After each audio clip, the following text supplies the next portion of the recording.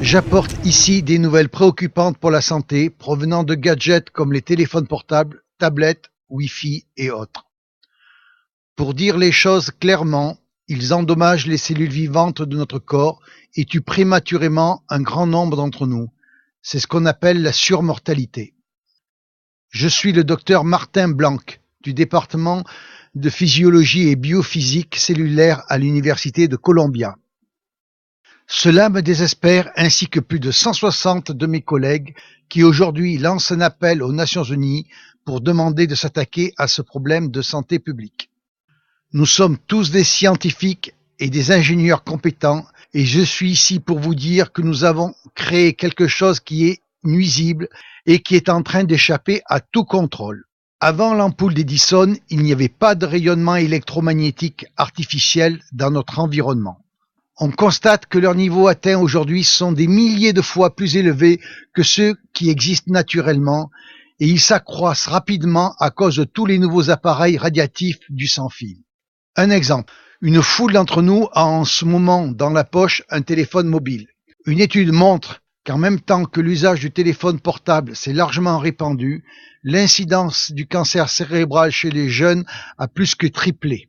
Nous installons des antennes relais sur des bâtiments à usage d'habitation ou sur les toits des hôpitaux où résident des personnes âgées ou des malades qui essaient de guérir. Maintenant, de nouveaux compteurs radiatifs et des antennes relais quadrillent tout notre environnement de rayonnement artificiel micro-ondes. Il est particulièrement effrayant de constater que ces rayonnements issus de la technologie des communications mobiles et du courant porteur en ligne, comme celui du Linky, perturbent les échanges de notre métabolisme et endommagent l'ADN de nos cellules.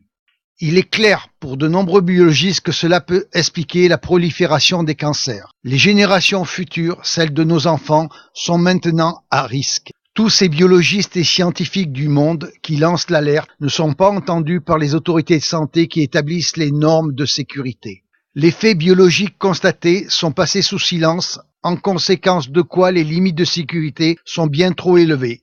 Elles ne protègent pas la population. L'entière divulgation de tous les conflits d'intérêts possibles entre les responsables des autorités de santé et l'industrie permettrait probablement d'obtenir une plus grande protection.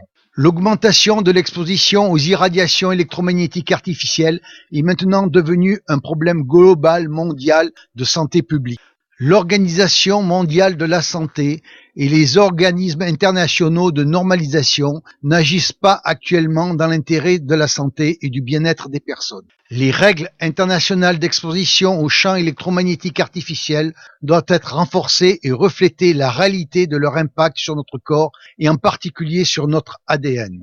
Même si nous sommes toujours en plein cœur d'une grande transformation technologique, cela fait longtemps qu'on aurait dû s'occuper des effets délétères biologiques et sanitaires de ces irradiations. En réalité, nous faisons tous partie d'une vaste expérience biologique sans notre consentement éclairé. Pour protéger nos enfants, nous-mêmes et notre écosystème, nous devons réduire l'exposition en établissant des recommandations plus protectrices. Alors, aujourd'hui, des scientifiques du monde entier adressent un appel aux Nations Unies, à ses États membres et à l'Organisation mondiale de la santé pour qu'ils prennent en main la gestion de cette crise de santé publique émergente.